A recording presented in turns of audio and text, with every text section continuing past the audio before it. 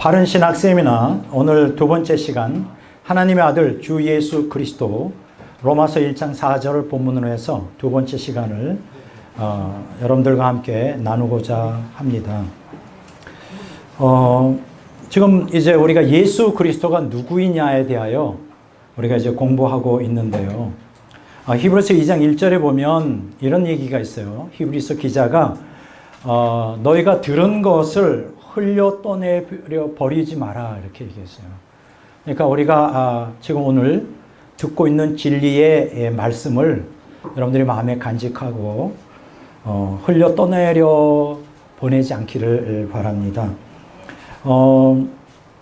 지금 우리가 예수 그리스도가 누구냐에 대해서 공부를 하는데요. 자, 우리가 다시 한번 좀 그림을 그리도록 이렇게 하겠습니다.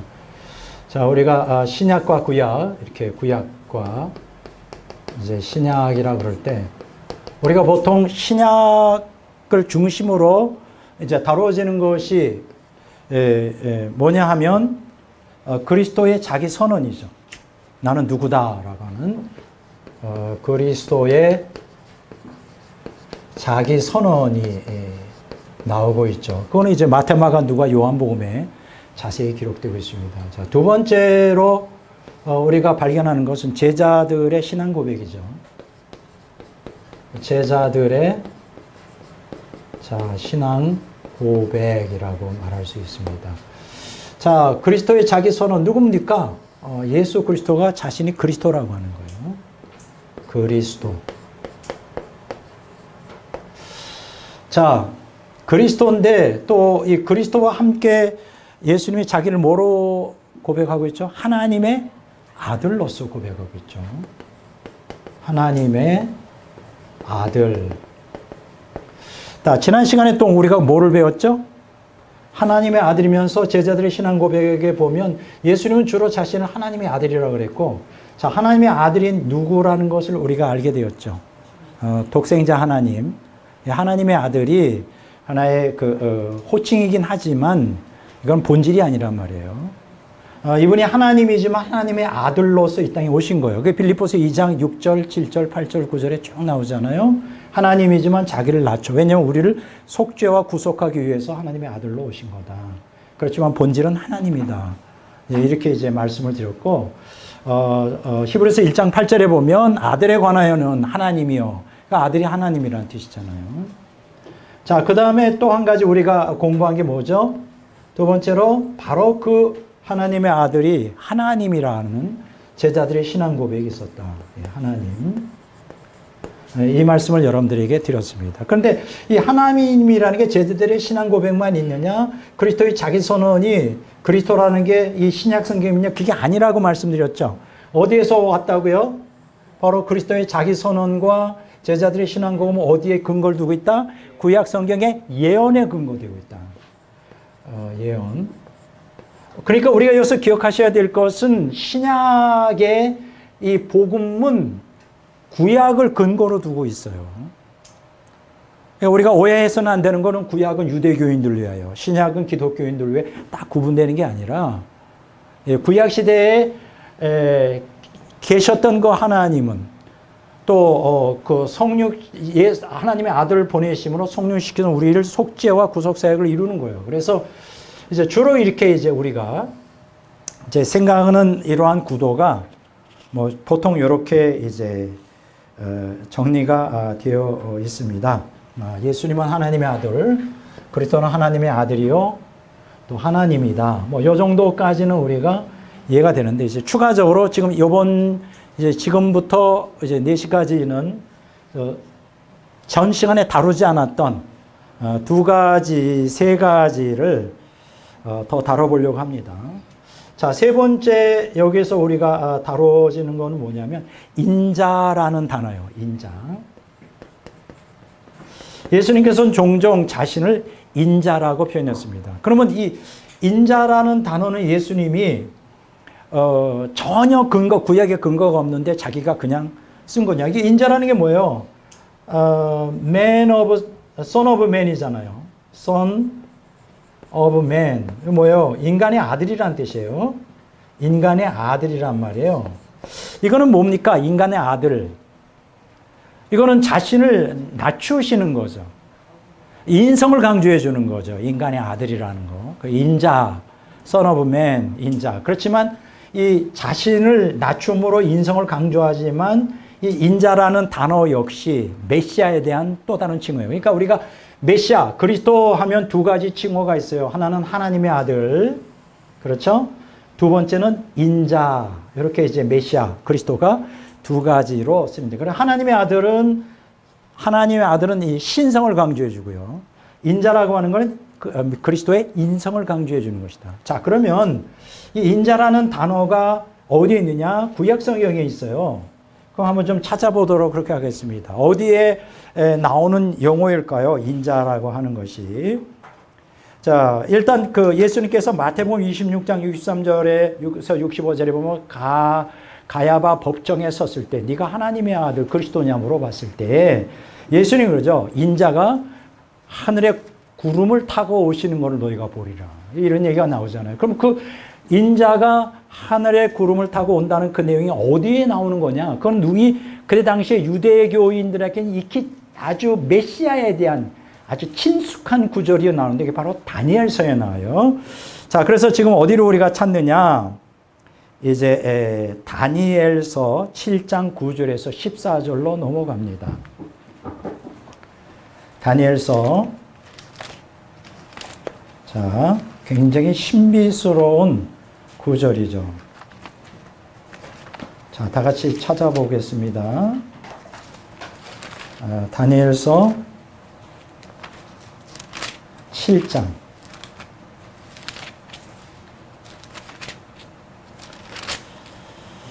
자, 제가 읽도록 하겠습니다. 다니엘서 7장 9절에서 몇 절이라고 했죠? 14절. 자, 다 같이 한 목소리로 읽도록 하겠습니다. 시작. 내가 보니 왕자가 놓이고 옛적부터 항상 계신 이가 좌정하셨는데 그의 옷은 희기가 눈 같고 그의 머리털은 깨끗한 양의 털 같고 그의 보좌는 불꽃이요 그의 바퀴는 타오르는 불이며 불이 강처럼 흘러 그의 앞에서 나오며 그를 섬기는 자는 천천히요 그 앞에서 모셔선 자는 만만이며 심판을 베푸시는데 책들이 펴놓였더라. 그때 내가 그거는 전 넘어가겠습니다. 그 다음에 13절 읽겠습니다. 내가 또 밤 환상 중에 보니 인자 같으신 이가 하늘 구름을 타고 와서 옛적부터 항상 계신 이에게 나아가 그 앞으로 인도되매 그에게 권세와 영광과 나라를 주고 모든 백성과 나라들과 다른 언어를 말하는 모든 자들이 그를 섬기게 하였으니 그의 권세는 소멸되지 아니하는 영원한 권세요 그의 나라는 멸망하지 아니할 것이니라. 아까 우리가 조금 아까 말씀드렸죠.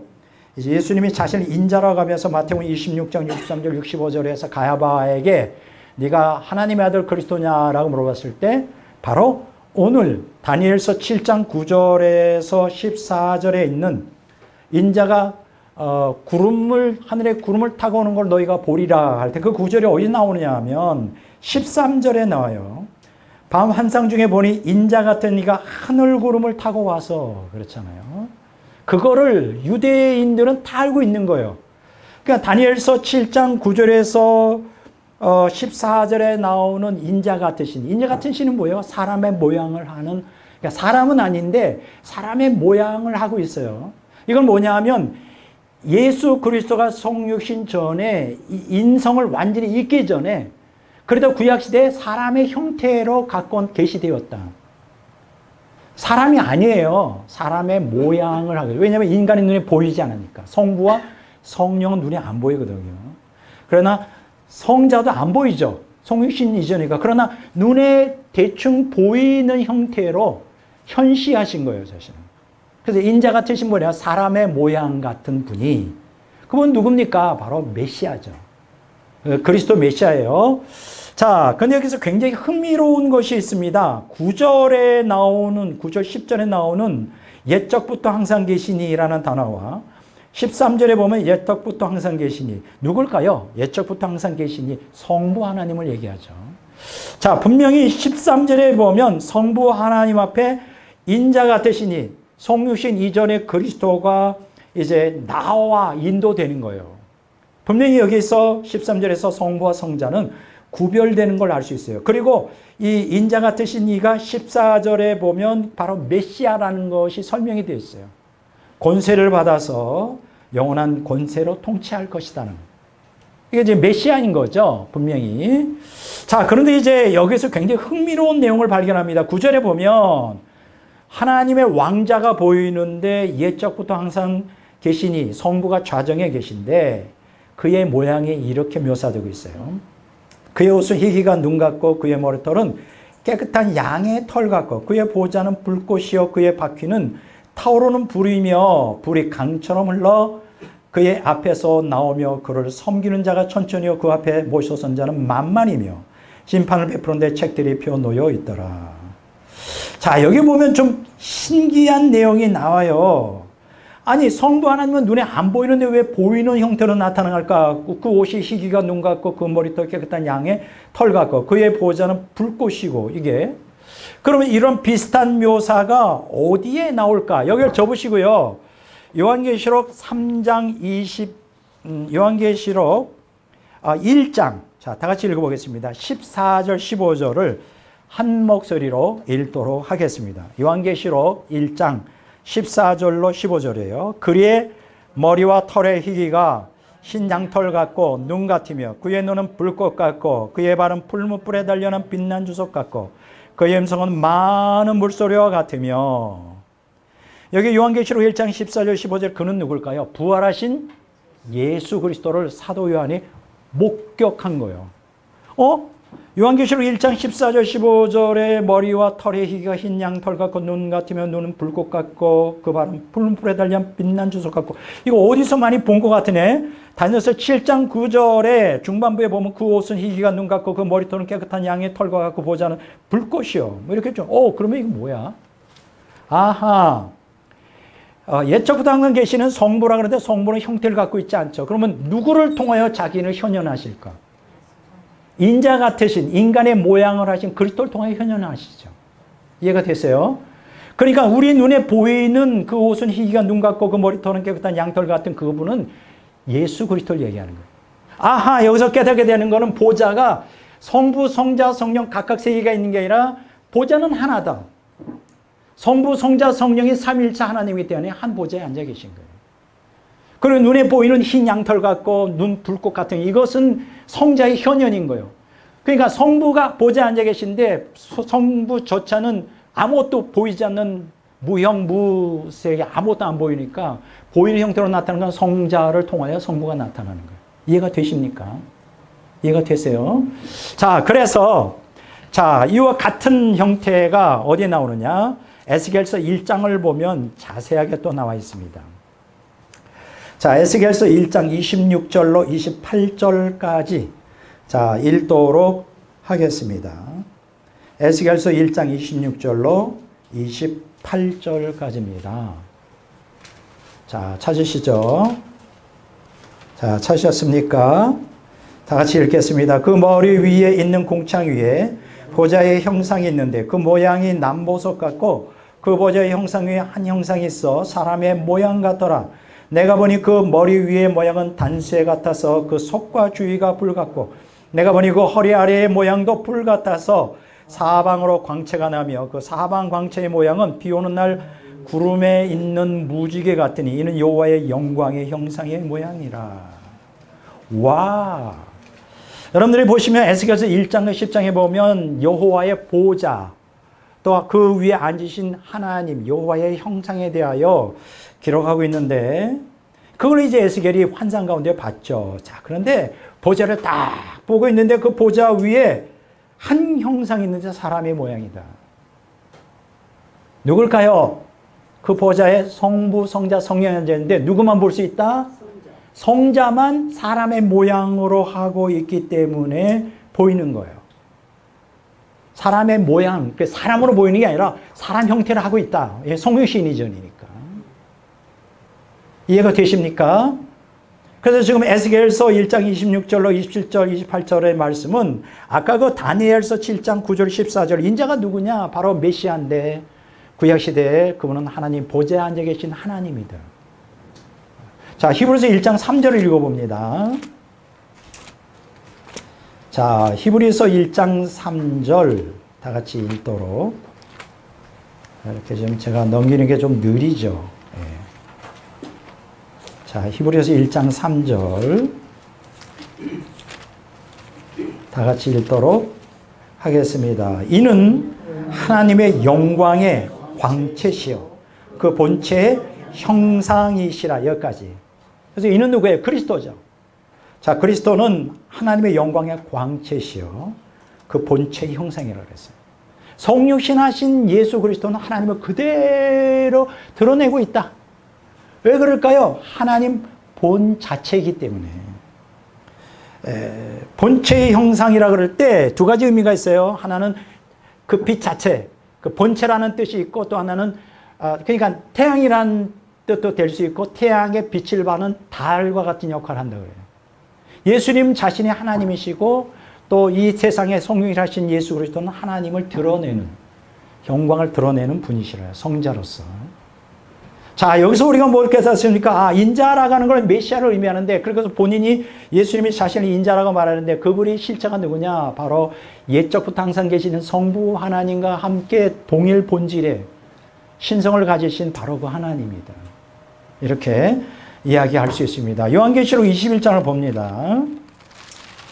이렇게 성경을 연구해 보면 너무 재미있어요. 신구약 성경. 그냥 읽는다고 또 이해가 되는 게 아니죠. 요한계시록 22장을 보겠습니다. 22장 3절을 읽습니다. 찾으셨죠? 자, 다 같이 읽습니다. 요한계시록 22장 3절 다시. 저주가 없으며 하나님과 그 어린 양의 보좌가 그 가운데 있으리니. 저까지. 자기 여기 보면 하나님과 어린 양의 보좌라 그랬어요. 우리가 보통 영어 상식적으로 말할 때는 여기다가 정관사가 쓰이고 A and B, A와 B 하고 여기 앞에 제가 빠졌네요. 보좌, the throne of 이렇게 할 때 보통 영어 상식은 A와 B는 복수잖아요. 그럼 보좌가 뭐로 되어 있어야 될까? 복수가 되어야 되죠. 우리가 영어로 보면 thrones가 돼요. 그런데 헬라어 원어에 보면 하나님과 어린 양의 보좌 할 때 이 보좌는 단수로 되어 있어요. 많은 좀 무식한 기독교인들이 어떻게 생각하느냐? 성부와 성자와 성령의 보좌가 각각 있다고 얘기해요. 그러니까 이조록 같은 이단은 얼마나 또 생각은 예수님의 보좌는 성부 하나님의 우편에 있고, 성경에 그렇게 기록되어 있으니까 자기 보좌는 좌편에 있다고 했어요. 또 어떤 이단들은 이 삼일체론을 잘못 이해해서 이렇게 의자를 3개를 딱 놨어요. 식탁 테이블에. 하나님이 오신다는 거예요. 성부, 성자, 성령이. 그러니까 이게 얼마나 우리가 단순히 성경만 읽어서는 안 되고 우리가 신학적으로 이런 걸 공부해야 돼. 삼일체론에 대해서 모르니까. 삼일체 하나님은 인격은 각각 성부, 성자, 성령이다 하지만 한 본질이 한 하나님이세요. 한 하나님이라고. 그래서 여러분들이 기억하셔야 될 것은 성부, 성자, 성령의 보좌가 셋이 아니라 하나예요. 그러면 이렇게 질문할 거예요. 왜 하나님의 우편에 계신 그리스도라고 할까? 인간이 이해를 못하니까. 이 머리로는 이해를 못하니까 스테반이 죽을 때도 하나님 보좌 우편에 서신 그리스도를 보노라. 인간이 이해를 못하니까 우편에 서신 거로 보이는데 보좌는 하나라고. 그러면 그걸 어떻게 알아요? 일단 성경 그렇게 해가지고 천국에 가보시면 알죠. 네. 성부, 성자, 성령이 한 보좌예요. 성령의 보좌가 따로 있고 성자 보좌가 따로 있는 게 아니에요. 네. 그렇게 오해하지 마시길 바랍니다. 보좌는 하나입니다. 그러니까 이런 것들을 이제 우리가 성경을 깊이 연구를 하셔야 되는 거예요. 자, 어쨌든 이 인자라고 하는 것에서 우리가 깨닫게 되는 게 뭐죠? 구약성경 다니엘서 7장 9절 14절은 이분이 여호와 한 본질이시구나. 메시아이면서. 그러니까 인자라는 게 뭐예요? 하나님이라는 뜻이에요. 여호와는 거예요. 옛적부터 항상 계신. 이렇게 이제 이해가 되고. 자, 그 다음에 주라고 하는 것을 네 번째. 주. 성경에 뭐냐면 주 예수 그리스도 할 때 주잖아요. 아까 주를 뭐라 그랬어요? 퀴리오스라 그러는데 그것의 헬라어가 아도나이고, 아도나이는 그 여호와 야훼의 대용어라고 말을 했잖아요. 자, 성경에 보면, 신약 성경에 보면 이 주라고 하는 단어, 우리가 너무나 예수 그리스도인들이 주님, 주님, 주님, 주님, 예수 그리스도 주님 너무 입에 달고 사는데 그게 도대체 뭘 뜻하는지 모르고 막 주님, 주님 한단 말이에요.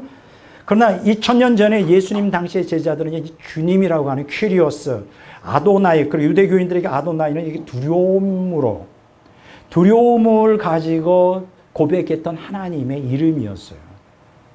성경도 그것을 그렇게 묘사하고 있습니다. 한번 빌립보서 2장 11절 읽어보겠습니다. 자, 빌립보서 2장 11절. 다 같이 읽겠습니다. 빌립보서 2장 11절. 자, 모든 입으로 예수 그리스도를 주라 신하여 하나님 아버지께 영광을 돌리게 하셨느니라. 자, 이 구절에서 포인트가 어디입니까? 주님입니다. 예수님은 주님이다. 이게 무슨 얘기예요? 예수님 주? 그래, 그걸 어쩌다는 거야? 아니야. 예수님은 아도나이라는 뜻이에요. 예수님은 여호와라는 뜻이에요.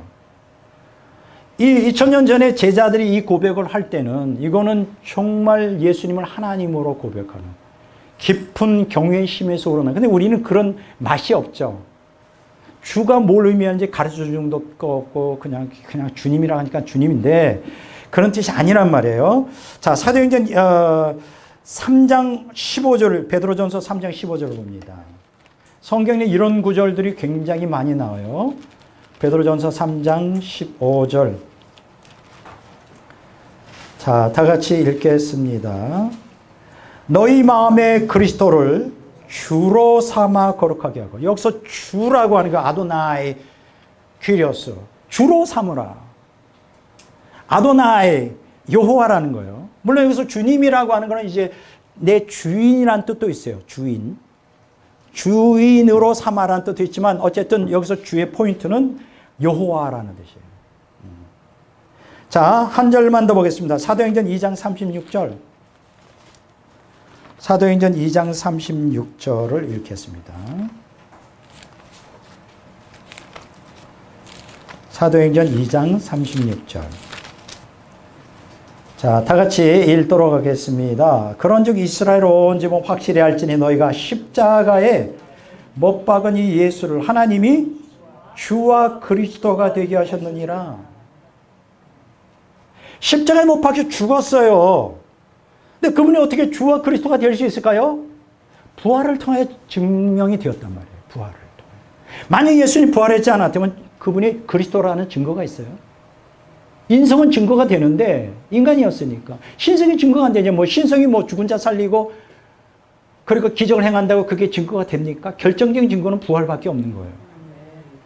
왜 예수님이 주와 그리스도일까? 그거는 그분이 부활을 통하여 주와 그리스도라는 증거가 된다. 그 얘기예요. 자, 그러면 예수님이 주가 그리스도라는 거. 아까 그 그리스도라는 것은 하나님의 아들, 또 인자, 또 그리스도의 특징이 주 그리스도란 말이에요. 주. 그럼 이 단어가 어디에서 나오는 것일까? 성경이 나와요.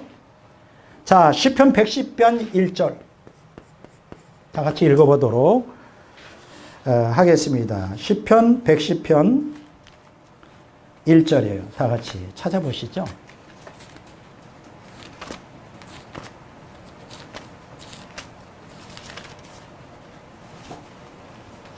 자, 시편 110편 1절. 여호와께서 내 주에게 말씀하시기를 내가 내 원수들로 내 발판이 되게 하기까지 너는 내 오른쪽에 앉아 있으라 하셨느니라. 자,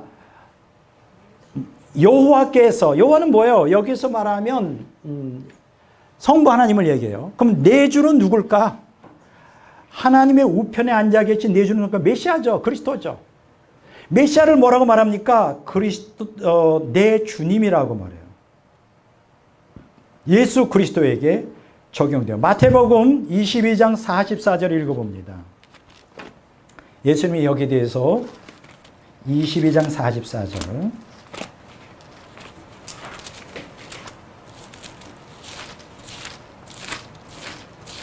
(22장 44절)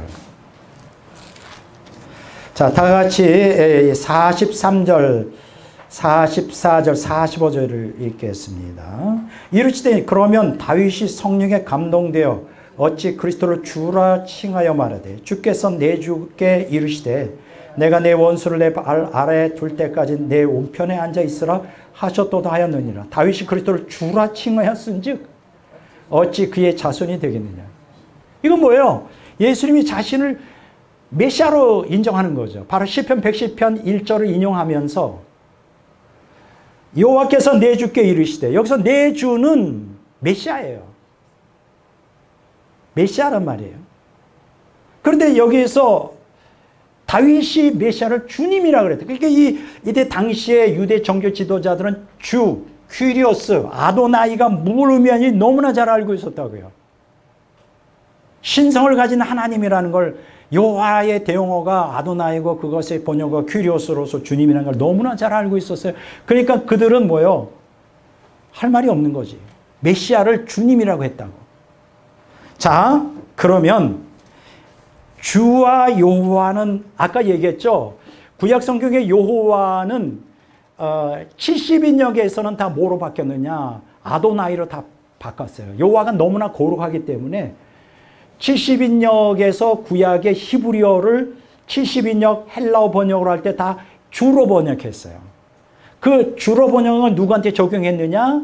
신약의 예수 그리스도에게 적용합니다. 자, 한번 볼래요? 자, 마태복음 3장 9절을 한번 봅니다. 마태복음 3장 9절. 자, 마태복음 3장 9절이에요. 자, 다 같이 읽어보도록 그렇게 하겠습니다. 아닌데. 마태복음 3장, 3장, 여호와의 길. 마태복음 3장 3절이네요. 자, 3장 3절이네. 그런 선지자 이사야를 통하여 말씀하신 자라 일렀을 때 광야에 외치는 자의 소리가 있어 이르되 너희는 주의 길을 준비하라. 그가 오실 길을 곧게 하라 하였느니라. 자, 제가 질문하겠습니다. 마태복음 3장 3절에 주의 길, 그의 오시는 길을 곧게 하라는 이사야의 이 예언은 누구에게 성취됐죠? 예수 그리스도에게 성취됐어요. 이 마태 기자는 이 구절, 이사야가 말한 이 구절을 주의 길, 여기서 주는 누구라고요? 예수 그리스도가 주다. 그래서 주의 길라 이렇게 표현한 거예요. 자, 그러면 이게 원어에 어디냐? 이사야서 40장 3절을 봅니다. 어디서 인용했느냐? 이사야서 40장 3절을 이해한 거예요. 보세요. 이사야서 40장 3절. 자, 다 같이 읽도록 하겠습니다. 자, 외치는 자의 소리여 이르되 너희는 광야에서 여호와의 길을 예비하라. 사막에서 우리 하나님의 대로를 평탄하게 하라. 오, 놀랍네요. 아까 마태복음 3장 몇 절이라고 했어요? 3절? 3절에서는 예수님을 지칭하며 주의 길, 그 세례 요한이 주의 길을 평탄케 하는 자잖아요. 그런데 여기 이사야서 40장 3절에 보면 주의 길을 뭐라 그랬어요? 여호와의 길이라 그랬어요. 그러니까 여기서 주를 여호와라 그랬어요. 그러니까 뭐예요? 예수님이 주님이라는 건 예수님이 여호와라는 거예요. 이렇게 적용이 되는 거예요. 예수님이 여호와다. 놀랍잖아요. 주의 길, 여호와의 길. 구약 성경에서 히브리어에서는 여호와의 길로 번역된 걸 신약에서는 주의 길로 70년에서는 번역하고 있다. 그거를 예수 그리스도에게 적용하고 있다. 예수님이 여호와다. 자, 또 하나 볼까요? 마태복음 11장 10절을 봅니다. 마태복음 11장 10절.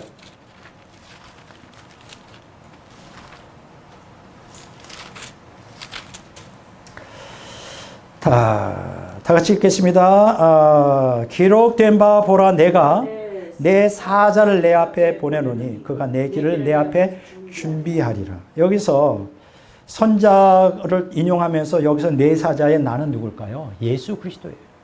그렇죠? 마태복음 11장 10절에 이 구약 성경 말라기서 3장 1절을 인용했는데 여기서 내 사자 예수님을 언급하는 거예요. 자, 그러면 말라기서 3장 1절 한번 보겠습니다. 말라기서 3장 1절.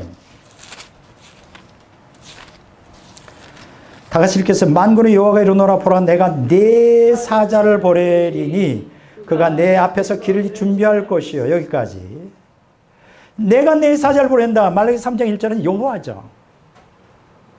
그러니까 여호와의 사자인데 말라기 3장 1절은 마태복음 11장 10절에는 주의 사자, 예수님의 사자란 말이에요. 세례요한을. 예수님께서 세례요한을 자기의 길을 예비하기 위해서 왔다. 그러니까 뭐예요? 예수님이 여호와라는 뜻이죠. 주님이요, 여호와라. 이해가 됩니까? 이런 구절들이 성경에 굉장히 많이 나와요. 신구약 성경에. 제가 오늘 드리고 싶은 얘기의 포인트는 뭐냐? 예수님을 주님이라고 할 때, 신약 성경에서 280번이나 예수님 주님이라고 할 때 그냥 주님이라고 부르지 마라. 그 죽은 아도나이고 그분은 그 여호와다, 여호와. 신약 성경에서 제자들이, 사도들이 주님이라고 말할 때는 그 예수님을 여호와로 지칭하는 말이라는 것을 기억해야 된다 이거예요. 자, 이해가 되십니까?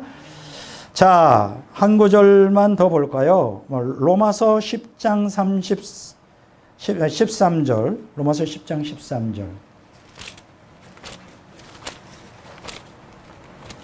로마서 10장 13절. 자, 다 같이 읽겠습니다. 누구든지 주의 이름을 부르는 자는 구원을 얻으리라. 로마서 10장 13절.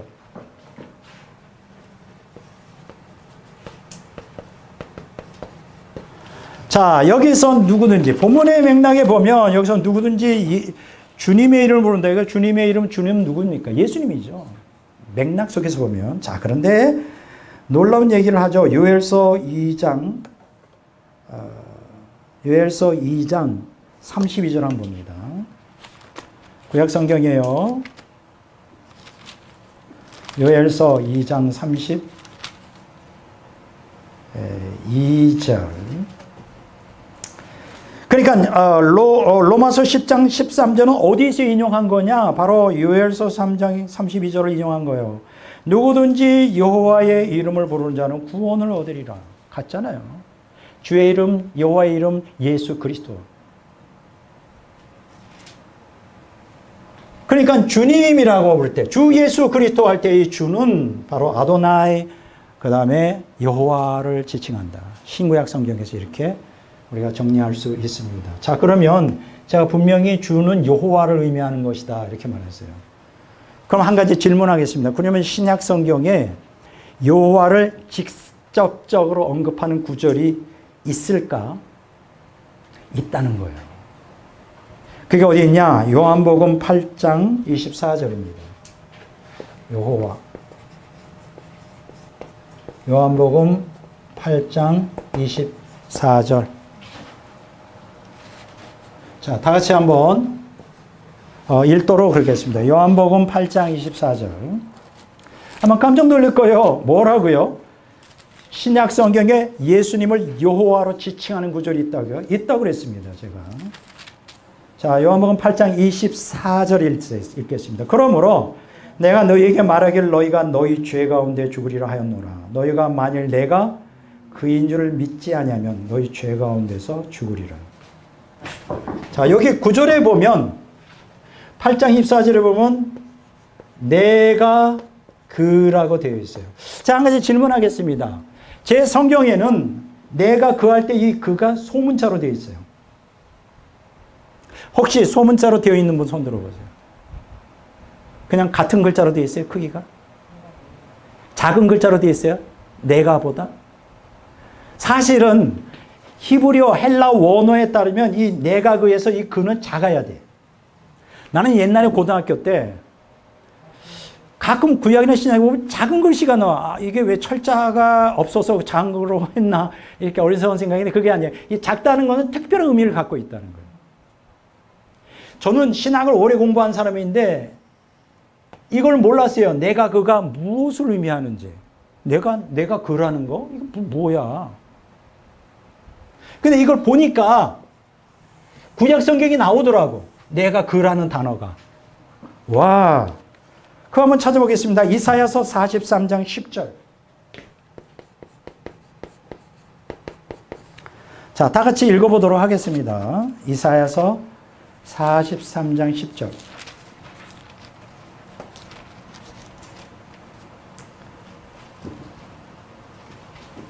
다 같이 읽겠습니다. 나 여호와가 말하노라. 너희는 나의 증인 나의 종으로 택함을 입었나니 이는 너희가 나를 알고 믿으며 내가 그인 줄 깨닫게 하려 함이라. 나의 전에 지음을 받은 신이 없었느니라. 나 이후에도 없으리라. 여기 나오죠? 내가 같은 얘기예요. 그럼 여기서 내가 그라고 하는 단어가 뭐냐? 히브리어에 보면 내가 자, 위에다 좀 적을게요. 이게 히브리어 보면 아니후라고 되어 있어요. 아니후. 제가 좀 못 쓰지만은 아니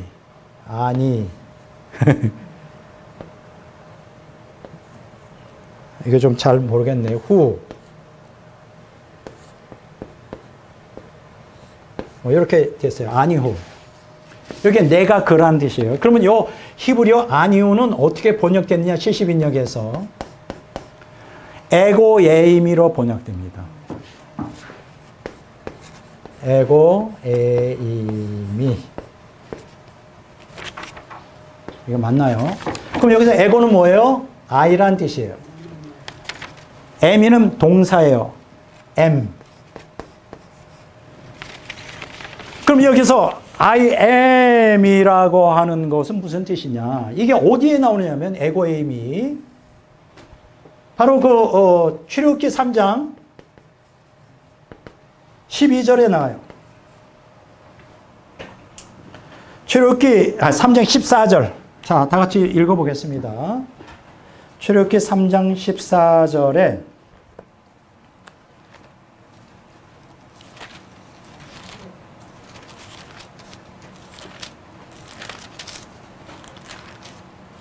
자, 다 같이 읽어보겠습니다. 하나님이 모세에게 이르되 나는 스스로 있는 자라. 여기까지.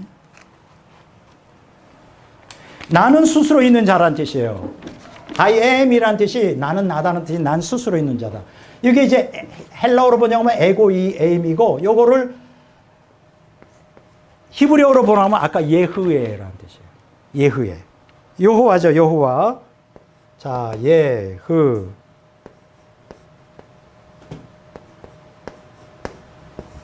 여호와요, 여호와. 자, 정리해 봅시다.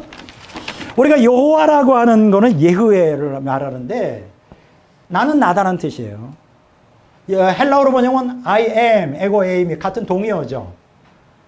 그리고 여기 나는 I am he, I am he라는 것도 아니후라는 건데 이게 에고에임하고 같은 뜻이에요.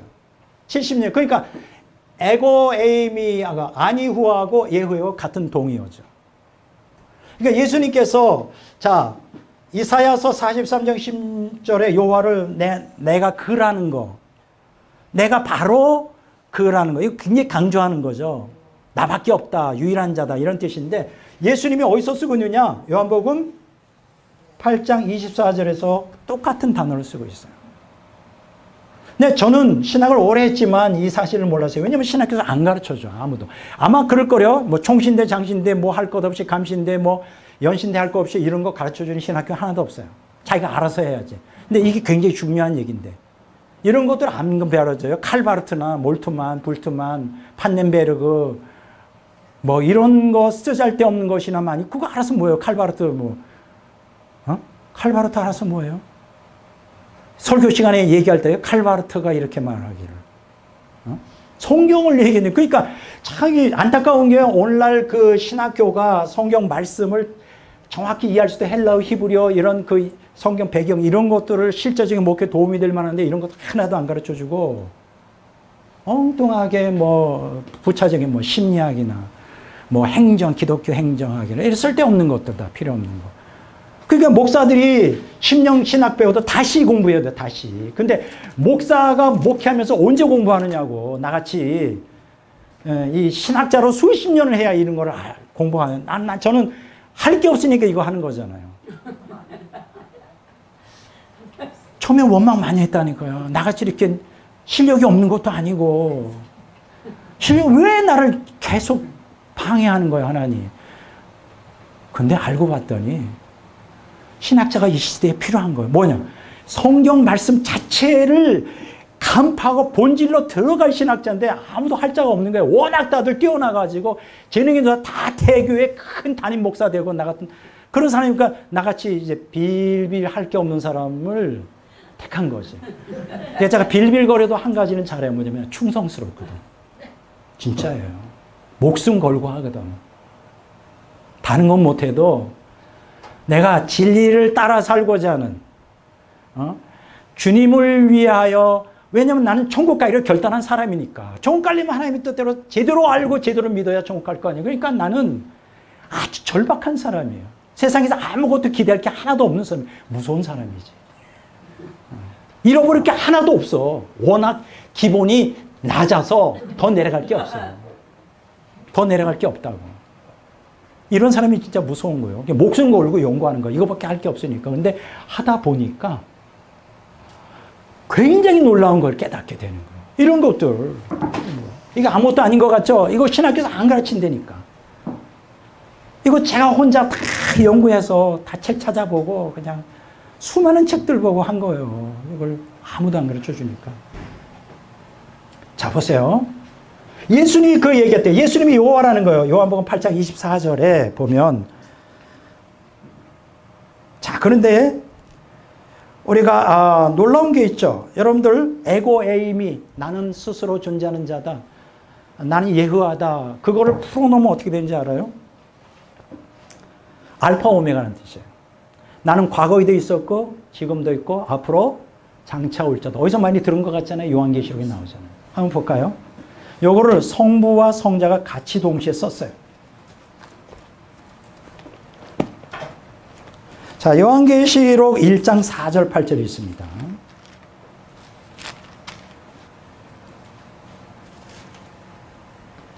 찾으셨죠? 요한은 아시아에 있는 7교회 편지하니 이제도 계시고 전에도 계시고 장차 오르시며 그의 보좌 앞에 있는 7 영과. 자, 이제도 계시고 전에 1장 4절은 성자에 대한 거죠. 예, 성자예요, 성자. 그리고 1장 8절은 읽어보겠습니다. 주 하나님이 이르시되 나는 알파 오메가라 이제도 있고 전에도 있고 장차 올 자에 전능하지. 그러면 성부죠. 1장 4절은 성자에게 적용하고 있고요. 1장 8절은 성부에게 적용하고 있습니다.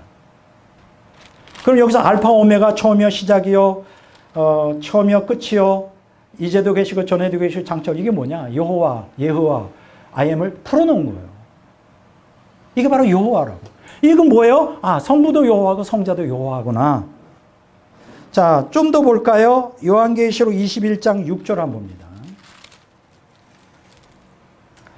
다 같이 읽겠습니다. 또 내게 말씀하시되 이로도다 나는 알파 오메가요 처음과 마지막이라. 내가 생명수 샘물을 목마른 자에게 값없이 주리니. 이건 누구예요? 성부를 얘기해요. 성부. 알파 오메가 처음과 마지막 이게 예호와예요. 제 얘기가 아니라니까요. 신학자들이 하는 얘기. 자, 이거는 성부의 기록되고 22장 13절 읽어봅니다. 나는 알파 오메가요 처음과 마지막이요 시작과 마침이라. 이게 뭐예요? 예수님이 하신 얘기예요. 뭐예요? 내가 여호와다 이거예요. 예수님이 자신을 여호와로 표현하는 거예요. 자, 신약 성경에 예수님이 자신을 여호와라고 말한 데가 어디 있냐? 제가 좀 얘기했죠? 이건 그냥 성경 읽는다고 풀어지는 게 아니잖아요. 원어로 깊이 파고 들어가야 이제 이런 것들이 이제 나오는 것이다. 좀 지워주시겠습니까? 자, 그렇게 해서 이제 우리가 신약 성경을 중심으로 그리스도의 자기 선언과 제자들의 신앙 고백을 통하여 예수님이, 자, 기억나시나요? 하나님의 아들, 그 다음에 또 뭐 있어요? 하나님, 주, 인자, 여호와, 이런 것들이 다 신약에 드러났어요. 그리고 그 기초는 어디 있다? 구약에 있다. 이렇게 이제 말씀을 드릴 수 있습니다. 자, 그러면 남은 시간, 이제 한 45분 남았는데 그동안 뭘 하느냐. 이게 또 아주 중요한 얘기를 또 해야죠. 이 문제에 대해서는 거의 대부분의 신학자들이 간과하거나 알지 못하는 거예요. 자, 보세요. 자, 다시 한번 설명을 드리면 이게 구약이에요. 신약이에요. 자, 두 가지 말씀드렸죠. 그리스도의 자기선언. 그리스도가 누구냐? 자, 두 번째로는 제자들의 신앙 고백. 여기를 통해서 뭐를 나타냈다? 어디에서? 구약의 예언이 이렇게 성취됐다고 예수님도 그렇게 선포하셨고 제자들도 예언. 이것만 가지고도 필요하죠. 충분하죠. 예수님이 누군가는. 그리고 거기에 대해서 우리가 예수님이 누구라고 선언했다고요? 첫째 뭐예요? 하나님의 아들. 또 뭐예요? 하나님이다. 그 하나님이다. 그 다음에 인자다. 그 다음에 주님이시다. 그리고 결국은 누구다? 여호와다. 요걸 통해 지금까지 쭉 배웠단 말이에요. 그런데 여기서 중요한 게 또 있어요. 요한복음 5장 한번 보겠습니다.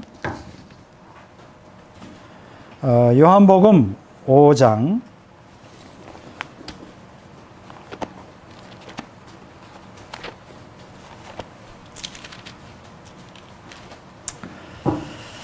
5장 39절에서 40절 보겠습니다.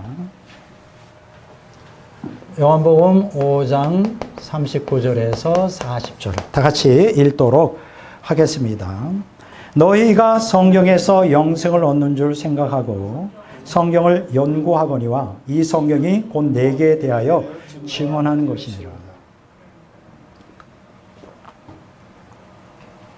언뜻 볼 때 이 성경이 내게 대해 증거한다 할 때 여기에서 이 성경은 뭘 얘기할까요? 신약을 얘기할까? 구약을 얘기할까요? 그때 신약이 없었죠. 당연히 구약이죠. 근데 예수님이 놀라운 선포를 하십니다. 이 구약 성경이 내게 대하여 증거하고 있다. 증거하고 있다. 이렇게 말할 때 우리가 착각하기 쉬운 거는 예수님의 예언이 구약에 기록되어 있다 그러니까 이 구약이 증거하고 있는 거구나. 그 말이 틀린 말은 아니에요. 근데 그게 전부가 아니라는 거예요. 여기서 중요한 게 또 한 가지 있어요. 많은 대부분의 사람들이 이걸 모르는데 이제부터 40분에 걸쳐서 예수님은 구약에 예언된 메시아일 뿐 아니라 그 메시아로서 하나님의 아들이요 하나님이요 인자요 주요 여호와라는 구약 성경의 증거가 신약 성경에 성취된 것만이 아니라 놀라지 마세요. 예수 그리스도는 구약이 이 성경이 내게 증거한다는 말은 예언만이 아니라 구약에서 주도적으로 사역을 하셨다고. 사역을 하셨다고. 정말 요아킴이라고 하는 중세에 요아킴이라고 하는 신학자가 있는데 이 사람이 성부 시대, 성자 시대, 성령 시대 이렇게 성부, 성자, 성령을 각각 시대의 사역을 달리 표현했어요.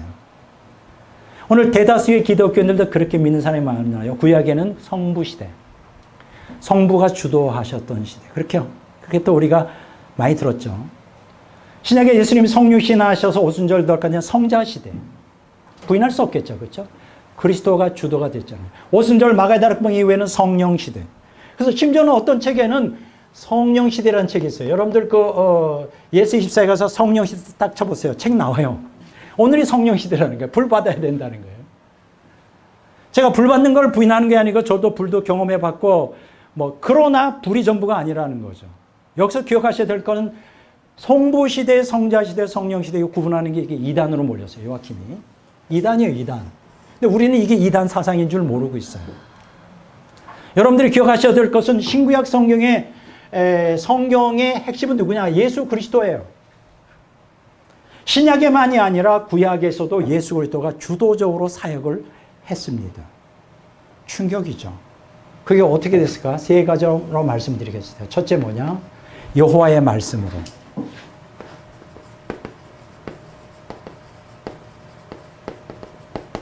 두 번째, 여호와의 지혜로.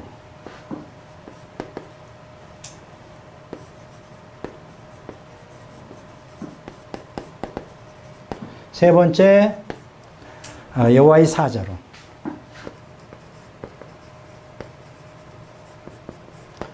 자, 여러분들이 기억하셔야 될 것은 창세기부터 말라기서까지 보면 여호와의 말씀이라는 단어가 반복적으로 많이 나옵니다. 반복적으로 나오는데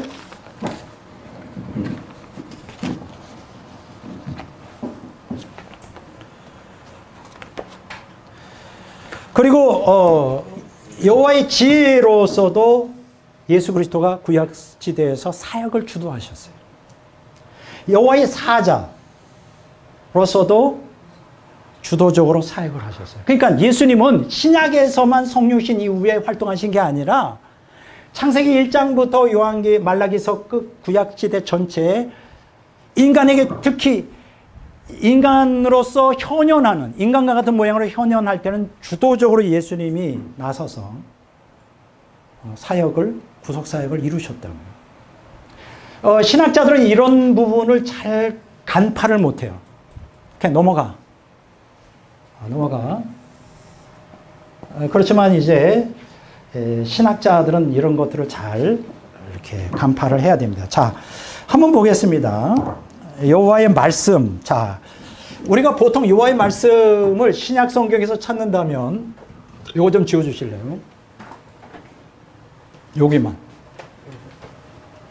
아, 너무 감사합니다. 이건 내가 지우려면 전문가가 아니라 잘 안 지워지고. 전문가가 하셔요. 자, 신약 성경에 나와요. 예수님의 여호와 말씀이라는 게. 어디 나오냐? 요한복음 1장 1절로 3절까지 읽어봅시다. 자, 다 같이 한번 읽어보겠습니다. 여호와의 말씀. 자, 시간이 보매합니다. 너무 한쪽에 치우치다 보면 가긴 못 끝나고 끝날 수 있어요. 자, 읽겠습니다. 태초에 말씀이 계시니라. 이 말씀이 하나님과 함께 계셨으니 이 말씀은 곧 하나님이시라. 그가 태초에 하나님과 함께 계셨고 만물이 그로 말미암아 지은 바 되었으니 지은 것이 하나도 그가 없이는 된 것이 없느니라. 자, 여기 보면 태초에 말씀이 계셨다. 이건 뭐 누가 모르는 사람이 있습니까? 요한일서 1장 1절에는 그 말씀을 생명의 말씀으로 표현하고 있고요. 요한계시록 19장 13절에 제1이 임하시는 예수님을 하나님의 말씀으로 표현하고 있어요. 다 동일한 내용을 가질 수가 있습니다. 자, 그런데 태초에 말씀이 계셨다. 그 로고스잖아요. 로고스. 말씀이잖아요. 여기에 대해서 신학자들이 분분해요. 어떤 사람은 필로 혹은 필론이라고 하는 그 히브리 그 유대교의 철학자가 이 로고스, 원래 로고스라는 게 헬라 철학에 있거든요. 초월신과 인간 사이에 다리 역할을 해주는 신적인 어떤 에너지, 그걸 갖다가 로고스라고 말했거든요. 그래서 이제 이 로고스, 헬라의 로고스 개념을 도입한 것이 로고스 기독론이라고 하는 헬라적 이단 사상의 초기의 교부들이 갖고 있었던 거예요. 그러면 이제 한 가지 질문은 바로 요한복음 1장 1절에서 3절에 나오는 태초에 말씀이 계시는 이 말씀이고 하나님과 함께 계셨으니 하나님이라는 이 말씀은 필론의 로고스 개념을 받아들인 거냐? 아니라고 하는 거죠. 왜 아니냐? 여기 여러분 이전에 보면 뭐 시간이 없어 다 얘기는 못하지만 이스라엘 백성들이 바벨론의 포로로 끌려 70년 동안 나라를 잃어버렸을 때 히브리어를 다 잊어버렸어요. 70년 동안에. 그리고 히브리어를 그때 당시에 중군동의 표준어가 뭐였느냐면 아람어가 있어요. 아람어로 구약의 히브리어를 아람어로 번역한 게 탈굽역이라고 그래요. 탈굽역. 이 탈굽역에서는 여호와를 뭐로 번역했느냐 하면 말씀으로 번역해요. 말씀. 그러니까 말씀이 곧 여호와인 거예요. 그런데 여기서 중요한 것은 말씀이라 그러잖아요. 근데 구약 성경에 그럼 말씀이 뭐냐? 성자 하나님을 얘기해요. 자, 이게 무슨 얘기냐면 대부분의 그 신학자들이 이거를 잘 파악을 못 하는데 자, 에스겔서 3장 16절 한번 보겠습니다. 뭐 굉장히 많지만 대표적으로 찾아보는 거예요. 여러분들이 읽을 때 요거를 감지하시라고 말해요. 에스겔서 3장 16절.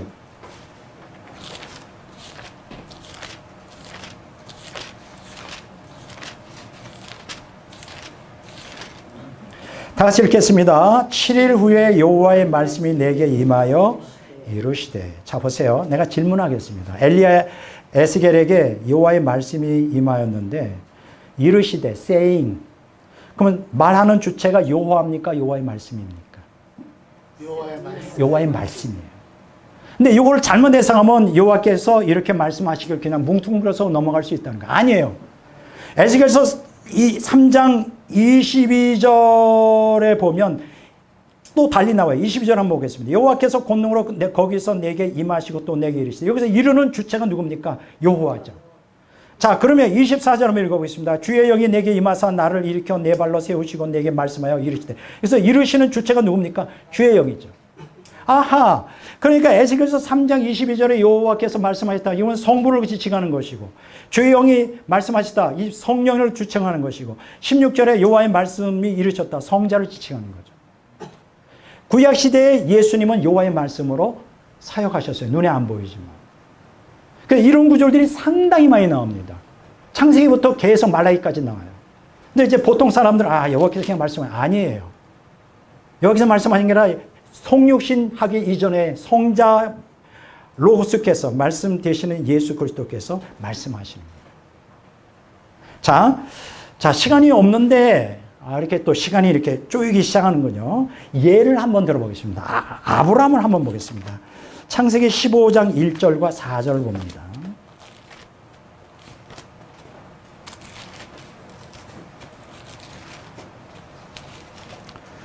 창세기 15장 1절.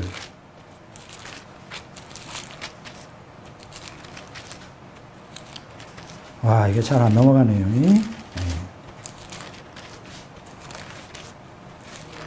자, 15장 1절. 다 같이 읽겠습니다. 이후에 여호와의 말씀이 환상 중에 아브라함에게 임하여 이르시되 아브라함아 두려워하지 말라. 나는 내 방패여 너의 지극한 큰 상급이라. 이게 천사가 얘기할 수 있는 수준일까요? 하나님만이 그 얘기를 할 수 있죠. 나는 너의 방패가 된다. 큰 성급이다. 자, 이렇게 얘기하면 이제 우리가 좀 헷갈릴 수가 있으니까 다른 데를 한번 보겠습니다. 사무엘상을 보겠습니다. 사무엘상 1장, 사무엘상 15장 10절 한번 보겠어요. 여호와의 말씀을 여호와와 동격시하는 게가 상당히 많아요. 사무엘상 15장 10절.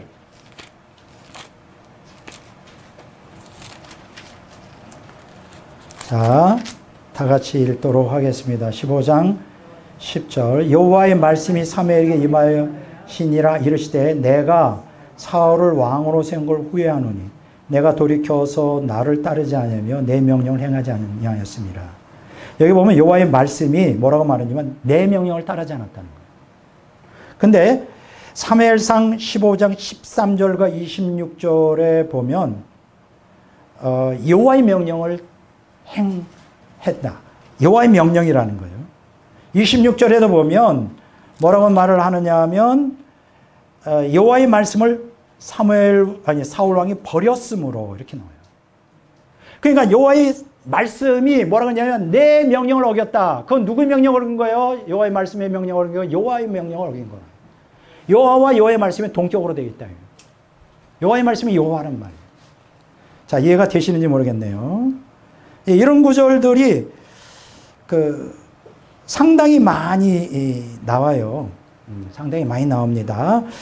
자, 열왕기상 6장 11절 보겠습니다. 이런 것들을 여러분들이 성경 읽을 때 다 찾아내야 돼요. 6장 11절.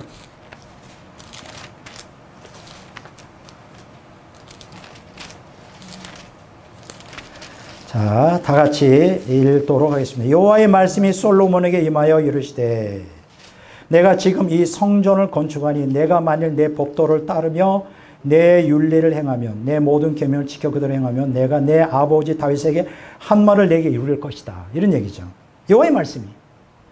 여호와 말씀이 뭐라고 명령해요? 솔로몬에게. 명령을 지켜라. 그러면 내 아버지 다윗에게 말씀한 그 약속을 그대로 너에게 지킬 것이다. 6장 11절.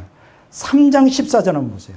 3장, 열왕기상 3장 14절.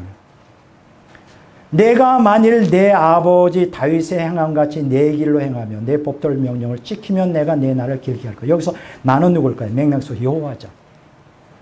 맥락 속에서 여호와를 얘기해요. 여호와가 그렇게 말씀하셔요. 그러니까 여호와의 말씀은 누구다? 여호와다. 그런 구절들이 성경에 이제 많이 등장하는 것이죠. 자, 예레미야서 32장 26절 27절 보겠습니다. 예레미야서 32장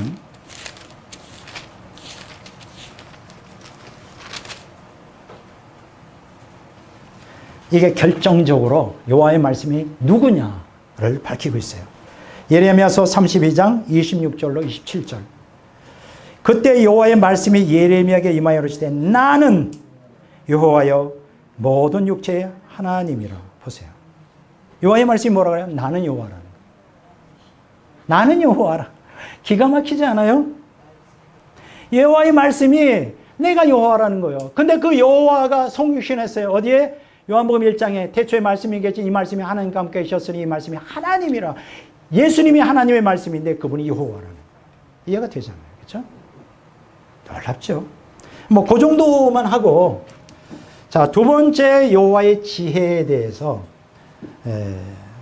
성경은 뭐라고 얘기하는지 한번 공부하도록 하겠습니다. 누가복음 11장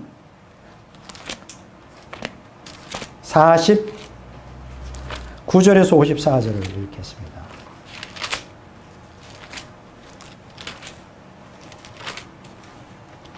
누가복음 11장 49절에서 54절까지. 자, 다 같이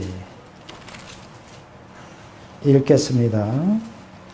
그러므로 하나님의 지혜가 일렀으되 내가 선지자와 사도들을 그들에게 보내리니 그 중에서 더러는 죽이며 또 박해하리라 하였느니라.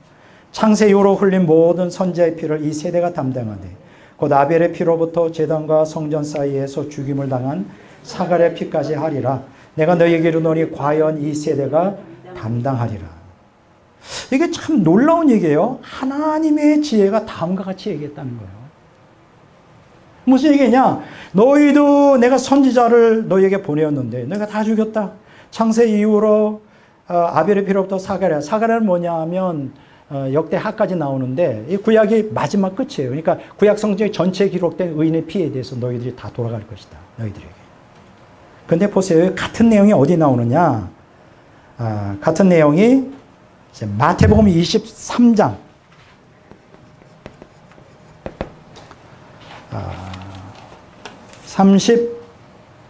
34절에서 36절까지 나옵니다. 자, 다 같이 한번 읽어볼까요? 마태복음 23장.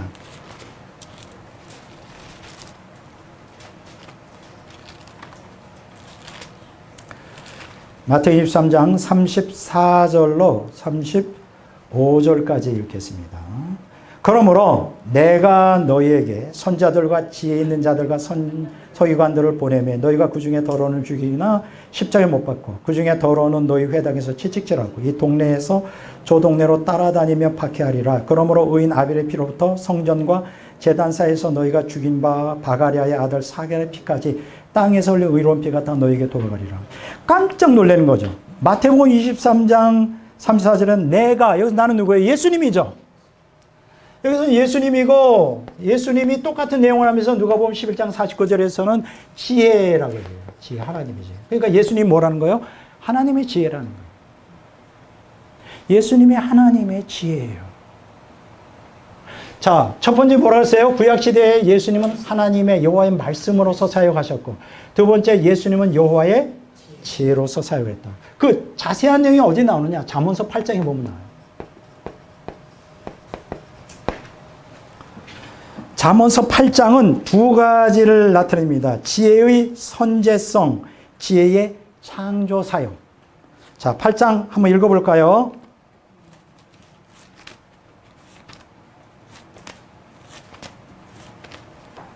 시편 잠언서 8장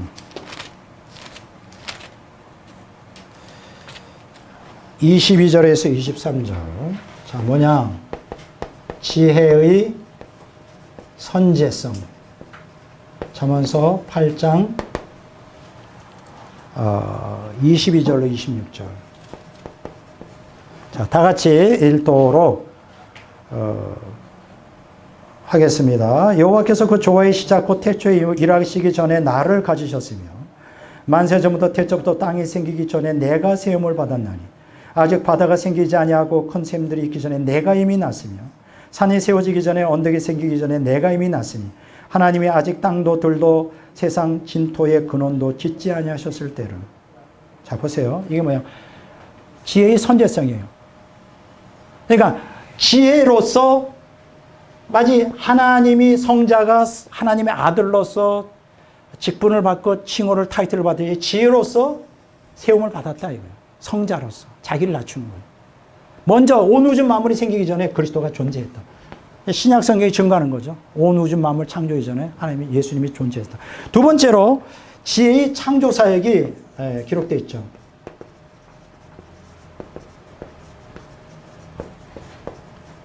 잠언서 8장 27절로 31절까지. 자, 다 같이 한번 읽어볼까요? 그가 하늘을 지으시며 공창을 해면에 두르실 때 내가 거기 있었고 그가 위로 구름 하늘을 견고하게 하시며 바다의 샘들을 힘있게 하시며 바다의 한계를 정하여 물이 명령을 거스르지 못하게 하시며 또 땅의 기초를 정할 때 내가 그 곁에 있어서 창조자가 되었다. 날마다 그의 기뻐하시는 바가 되었으며 항상 그 앞에서 즐거워하였으며 사람이 거치할 땅에서 즐거워하며 인자들을 기뻐하였느니라. 그러니까 성부 하나님과 같은 창조자로서 예수 그리스도가 동용하셨다는 거예요. 예수 그리스도에 대해서 얘기해요. 자, 세 번째 뭐냐? 여호와의 사자에 대해서 얘기했어요. 요거 좀 지워주실래요? 자, 요거 다 지워도, 요거 다 지워도, 요거만 남겨놓고요. 자, 마지막 뭐냐? 예. 여호와의 사자에 대한 얘기. 이제 남은 시간 동안 요렇게 하면 이제 끝나게 됩니다. 여호와의 사자. 예. 됐습니다. 감사합니다. 자, 지금 여호와의 사자에 대해서 여호와의 사자. 구약 성경에 보면 우리가 이제 그 사자는 영어로 성경으로 보면 엔젤이라고 말하는데 특히 이 예수 그리스도를 지칭할 때는 대문자를 써요. A다가. The angel. 그러니까 특수한 사명자라는 뜻이에요. 보통 일반 천사 할 땐 소문자 쓰이죠. A자를. 예수님은 천사가 아니에요. 그래서 우리 한글 성경이 번역이 잘 된 거예요. 천사라고 번역하지 않고 사자로 번역했어요. 한두 군데가 천사로 번역된 거는 그거는 잘못 번역된 거예요. 예수 그리스도를 지칭하는 건데. 자, 한번 보겠습니다. 사사기 2장 1절에서 4절 봅니다.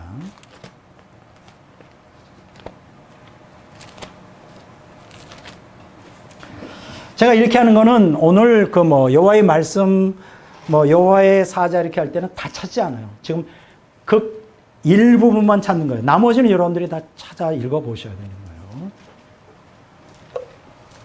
거예요. 자, 2장 1절로 4절까지 읽겠습니다. 다시 읽겠습니다. 여호와의 사자가 길갈에서부터 복임으로 올라와 말하되 내가 너희를 애굽에서 올라오게 하여 내가 너희의 조상들에게 맹세한 땅으로 들어가게 하였으며 또 내가 이르기를 내가 너희와 함께한 언약을 영원히 어기지 아니하리니 너희는 이 땅의 주민과 언약을 맺지 말며 그들의 제단들을 헐하였거늘 너희가 내 목소리를 듣지 아니하였으니 어찌하여 그리하였느냐. 그러므로 내가 또 말하기를 내가 그들을 너희 앞에서 쫓아내지 아니하리니 그들이 너희 옆구리의 가시가 될 것이며 그들의 신들이 너희에게 올무가 되리라 하였노라. 여호와의 사자가 이스라엘 모든 자손에게 이 말씀을 이르며 백성들이 소리를 높여 온지라. 자, 여호와의 사자는 뭡니까? 인간의 형태로 나타나신 성육신 이전의 그리스도예요. 여호와의 사자가.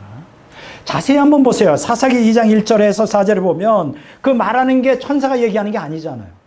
여호와가 얘기하는 거예요. 여호와 보세요. 내가 너희를 애굽에서 올라오겠다. 누가 애굽에서 올라와요? 여호와가 올라오게 하는 거죠. 누가 너희와 언약 맺었다. 여호와가 언약 맺은 거 아니에요. 언약 백성과 함께. 너희가 왜 내 목소리를 청종하지 않느냐. 너희가 청정하지 않으면 너희 옆구리에 가시가 되려. 누가 얘기한 거예요? 여호와가 얘기한 거예요. 근데 그거를 여호와의 사자가 자기가 한 것으로 말해요. 그러면 여호와의 사자가 누구라는 거예요? 일반 천사가 아니라 여호와라는 거예요. 그걸 좀 더 확증해 주는 구절이 있죠. 유다서 1장 5절 한번 읽어봅니다. 구약 신약 성경. 유다서 1장 5절.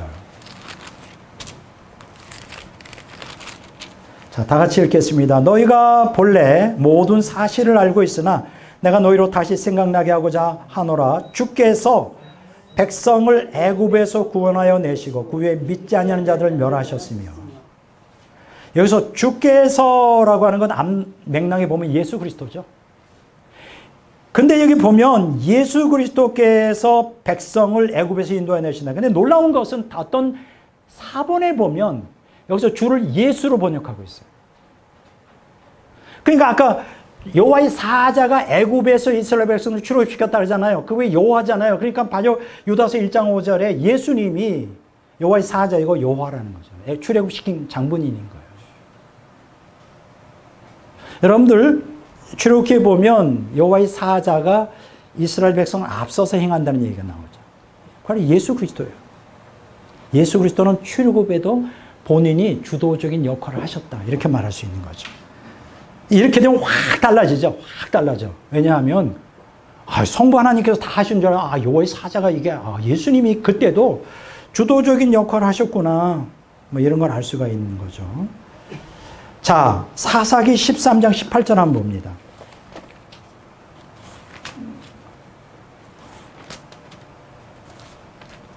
사사기 13장 18절. 다 같이 읽겠습니다. 여호와의 사자가 그에게 이르되 어찌하여 내 이름을 묻느냐? 내 이름은 기묘자니라 하니라.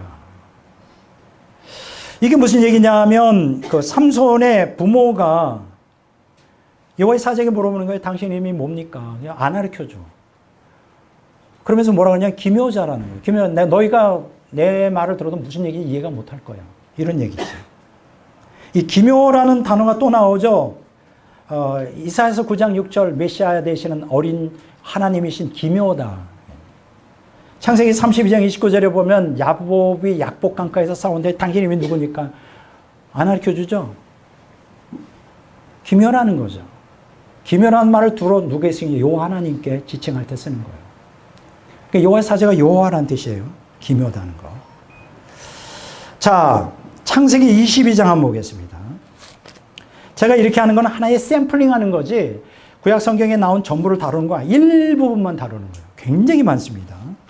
그러니까 앞으로 여러분들이 성경을 읽을 때 유심하게 보시라는 말이에요. 창세기 22장 11절 12절.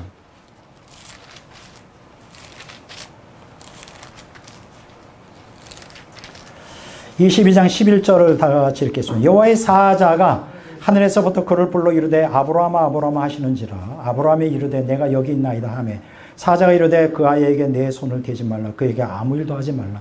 내가 내 아들 내 독자까지 내게 아끼지 아니하였으니 내가 이제야 내가 하나님을 경외하는 줄을 아노라. 신기하잖아요. 이제 여러분 잘 아시잖아요. 창세기 22장 9절에 보면 이제 하나님의 여호와께서 그러잖아요. 내 독자 이삭을 바쳐라 제물로. 그래서 모리아산에서 바치려고 그러는데 딱 칼 들고 죽이려고 그러는데 누가 나타났어요? 11절에 여호와의 사자가 탁 나타나서 멈춰라! 멈춰라 그랬나? 그러면서 뭐라 그랬어요? 손대지 마라. 내가 내 아들 내 독자까지 내게 아끼지 않냐했다. 누구? 누구한테? 여호와의 사자에게. 아니 여호와의 사자가 누군데 감히 하나님의 영광을 가르치는 거예요? 하나님이 아니고서. 내게 아끼지 않았다. 그러니까요. 22장 16절을 보세요. 이르시되 여호와께서 이르시기를 내가 나를 가르쳐 맹세하노니 내가 이같이 행한 내 아들 독자도 아끼지 아니하였으니 여호와께 아끼지 않았다네. 여호와의 사자가 여호와라는 뜻이잖아요. 여러분들이 이렇게 성경 읽을 때 이게 확 들어와야 돼요. 여호와의 사자가 여호와인데 여호와의 사자는 누구냐? 성육신 이전에 예수 그리스도구나. 이해가 되죠?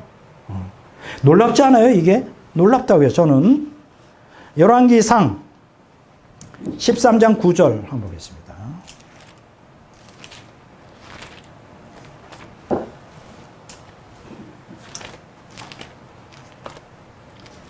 열왕기상 이제 시간이 다 돼가고 있습니다. 열왕기상 13장 9절 굉장히 많이 나옵니다.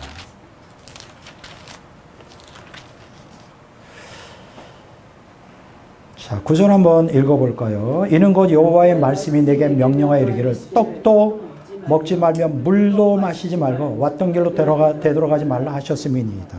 여러분 이거 잘 아시죠? 예. 여로보암 북이스라엘 여로보암의 금송아지를 섬기려고 딱 제단에 섰는데 남유다에서 갔던 어떤 선지자가 너 손이 이제 벌을 받아가지고 말려버렸거든요. 진짜 이거 딱 굳어버리는 거예요. 그런데 하나님께서 여호와께서 이 선지자에게 명령합니다. 돌아갈 때 떡도 물도 마시지 말고 곧바로 네가 왔던 곳으로 가라 이렇게 명령하십니다. 자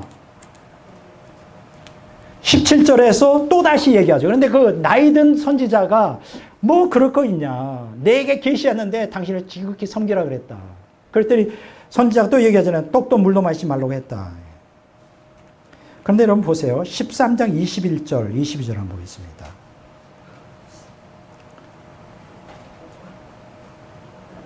자, 20절. 그들이 상 앞에 앉아 있을 때 여호와의 말씀이 그 사람을 데리러 온 선지자에게 임하시니 그가 유다에서부터 온 하나님의 사람을 향하여 외치이르되 여호와의 말씀이 내가 여호와의 말씀을 어기며 내 하나님 여호와께서 내게 명령을 지키지 아니하고 돌아가서 여호와가 너더러 떡도 먹지 말고 물도 마시라 하지 말라 하신 곳에서 떡을 먹고 물을 마셨으니 너 시체가 죽어 묘실에 들어갈 것이다. 보세요.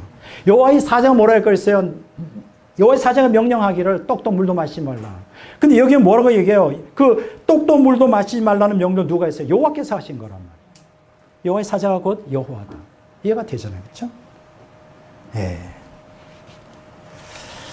자, 이제 마지막 이제 감사하게도 더도 돌도 하고 딱 4시에 딱 끝날 수 있어요. 아주 결정적인 하이라이트.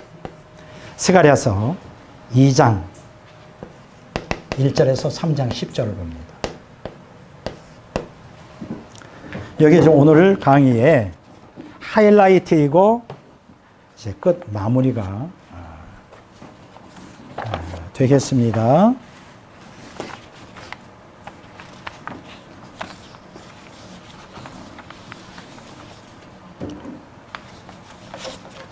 자, 스가랴서 2장 1절로 3장 10절이에요. 자, 스가랴서 2장 8절을 한번 읽어보겠습니다. 자, 다 같이 한번 찾아서 읽어볼까요? 제가 좀 안 찾았네요. 여기 마지막 하이라이트입니다. 얼마나 오묘하신지 이게 스가랴서 2장 1절로 맞나?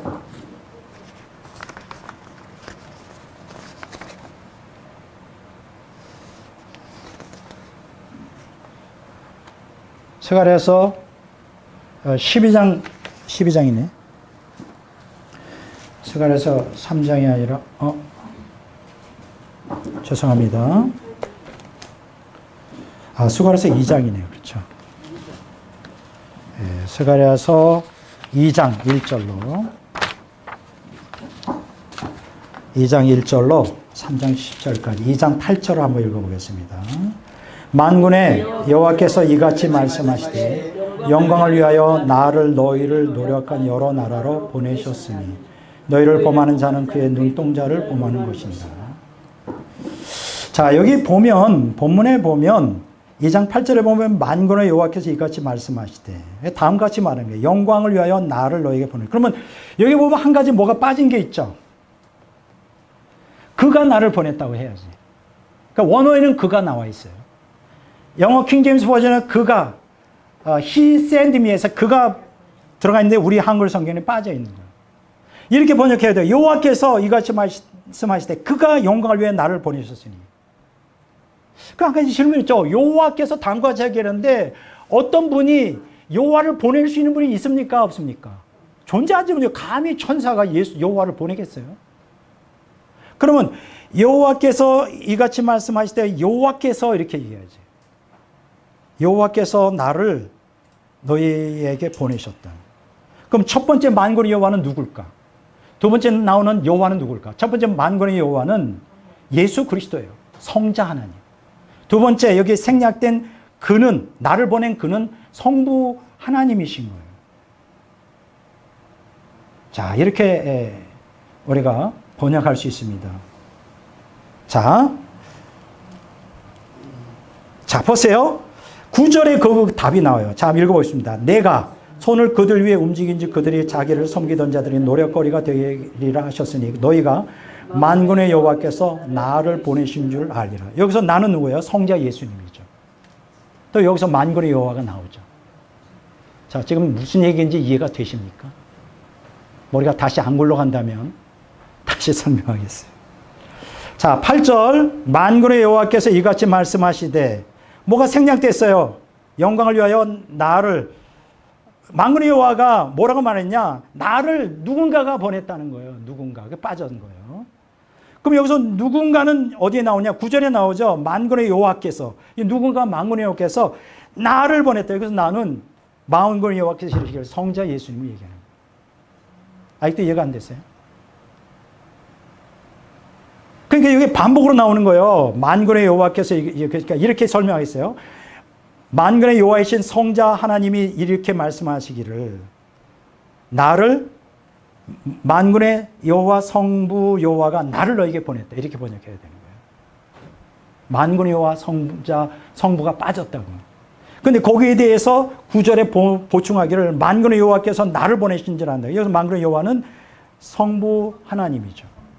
그리고 뒤에 나오는 나는 성자 여호와 하나님. 이게 굉장히 중요한 얘기예요. 왜냐하면 성부, 성자가 다 여호와란 말이에요. 이게 히브리인들은 이걸 잘 이해를 못하죠. 삼위일체 하나님을 이해를 못하면 이해가 잘 안 되는 거예요. 거기에 대해 결정적으로 어디 나옵니까? 스가랴서 3장 1절, 2절에 보면 나와요. 다 같이 한번 읽어보겠습니다. 대제사장 여호수아는 여호와의 천사 앞에 서고 사탄은 그의 오른쪽에 서서 그를 대적하는 것을 여호와께서 내게 보이시니라. 여호와께서 사탄에게 이르시되 사탄아 여호와께서 너를 책망하노라. 자, 여기까지요. 자, 질문을 하겠습니다. 3장 1절에 여호와의 천사, 이게 사자라고 불러야 돼요. 천사가 아니야. The angel, 대문자. 예수 그리스도죠. 예수 그리스도가, 여호수아가 예수 그리스도 앞에 섰고 사탄은 이제 그를 대적하는 뭐예요? 여호수아 대제사장을 대적하는데, 자, 2절 보십시오. 여호와께서 사탄에게 이르시되 사탄아 여호와께서 너를 책망하노라. 이게 무슨 얘기예요? 그럼 한 가지 질문하겠습니다. 2절에 첫 번째는 여호와께서 사탄에게 이르되 여기 여호와는 누굴까요? 성부 여호와를 얘기할까요? 성자 여호와를 얘기할까요? 성자 여호와예요. 이런 표현 안 하죠? 여호와께서 이르시되 사탄아 여호와께서 너를 책망하노라. 어떻게 이렇게 해요? 내가 너를 책망한다면 모를까? 앞에 나오는 3장 2절의 여호와는 성부 여호와께서, 성자 여호와께서 사탄에게 이르시되 사탄아 성부 여호와께서 너를 책망하노라. 이렇게 해야 만단 말이에요. 이해가 되세요? 안 되세요? 근데 아무 응답이 없으니까 되는지 안 되는지 잘 모르겠네요. 뭐 되는 거로 일단 믿고 저는 잘 믿으니까. 이게 놀라운 거예요, 여러분. 이러한 논리가 구약 성경에 많이 나와요, 신약보다. 근데 이러한 삼위일체 하나님, 그리고 예수 그리스도가 구약에 예언된 메시아요, 그리스도요, 인자요, 주 하나님이요, 여호와라는 사실을 받아들이지 않는 유대 신학자들이 구약 성경을 어떻게 이해를 하겠냐. 이들은 100번, 1000번 구약 성경 읽어도 영적 눈이 어두워서 이게 이해가 안 되는 거예요. 근데 나는 이해가 되잖아. 왜냐? 완전한 신약의 계시를 갖고 구약을 조명하니까 이게 다 이해가 되더라. 근데 이렇게 놀라운 예수님이 구약에 예언되었고 그리스도의 자기 선언 제자들의 신앙 고백에만 존재하지 않고 실제적으로 여호와의 말씀, 여호와의 지혜, 여호와의 사자로서 창세기부터 말라기까지 주도적으로 사역을 하셨다. 그러므로 성경은 신구약 성경 전체의 주인은 예수 그리스도다. 이런 거를 한다면 얼마나 기독교인으로 뿌듯해요. 신약에 우리는 구주만 믿는 게 아니라 예수 그리스도를 신약의 구주로 기독교인의 구주로만 믿는 게 아니라 성경 전체의 구주로 믿잖아요. 구속주, 속죄주의 구속주로. 이러한 완전계시, 신구약 성경 전체를 완전계시를 꿰뚫고 파악하고 이해할 수 있고 지금 오늘 제가 다 얘기한 게 아니에요. 중요한 몇 부분만 얘기했는데 핵심은 다 얘기했죠. 여러분들이 성경을 자체적으로 공부하면 그런 구절들이 상당히 많이 나와요. 우리가 믿는 예수 그리스도가 어떠한 분인가 아는 게 중요합니다. 확실히 알아야 목숨을 걸 거 아니에요. 저는 부족하지만 예수님이 누군지 확실히 알잖아요. 신구약 성경 전체를 통하여. 그리고 진리의 지식을 갖고 있을 뿐 아니라 진리를 따라 살아가려고 발버둥 쳐요. 저도 부족하지만. 요새 제가 결심한 게 있어요. 하나님만 의지하는 신앙. 제 설교 요새 계속 나오잖아요. 4번에 걸쳐서 하나님만 의지하는 신앙. 그러면 하나님을 의지하기 위해서 뭘 의지하지 말아야 돼요? 사람 의지하면 안 되고 물질을 의지하지 마. 권세도 의지하지 마. 제가 이거를 그대로 제가 가르치는 대로 실천하려고 그러는데 결코 쉽지 않다는 거를 알게 됐어요. 가만 보니까 나도 모르게 사람 실실 의지하고 있더라고. 나도 모르게 물질을 실실 의지하고 있더라고. 나도 모르게 사람의 권세를 실실 의지하고 있다고. 하지 말라는 거야. 하나님. 오직 하나님만 의지하라는 거예요. 오직 하나님만 의지할 수 있는 완전한 신앙은 어떤 때 가능하냐? 예수님이 누구인지 정확하게 이해하고 거기다 목숨을 거는 거예요. 두렵지만 목숨을 걸고 올인을 할 때 그때 살아계신 하나님의 보호와 인도를 받을 수가 있어요. 제가 간증할 게 좀 꽤 되지만 간증을 안 하겠습니다. 저는 살아계신 하나님과 동행하고 있어요. 예, 의지한다는 게 뭔지를 요새 계속 배우고 있어요. 하나님만 의지해야지. 사람 의지하지 않아. 물질 의지하지 않아. 권세 의지하지 않아. 그러면 사실 솔직히 말해서 이 땅에 살고 있는 우리들 다 얽혀 있잖아요. 사람, 물질, 권세 다 얽혀서 적당히 하나님 의지하고 적당히 뭐 이런 것들을 의지하며 사는데 하지 말라는 거예요, 하나님. 하나님 기분 나쁘다는 거예요. 하나님 싫다는 거예요. 그럼 하나님이 싫어하는 거 안 하면 어떻게 할까? 복을 받는 거죠. 나는 오늘 이 강의를 통하여 예수님이 누구인지를 정확하게 이해했으면 좋겠어요. 타종교의 뭐 교조처럼 뭐 신처럼 허접한 하나님이 아니고 허접한 그리스도가 아니에요. 신약에만 국한되어 예언 속에 존재하는 분이 아니라 구약 성경에도 주도하셨던 여호와의 말씀, 여호와의 지혜, 여호와의 사자로서 구약 성경도 주도하셨고 신약 성경에 속죄주로 오셔서 구속사역을 완성하신 위대한 분이에요.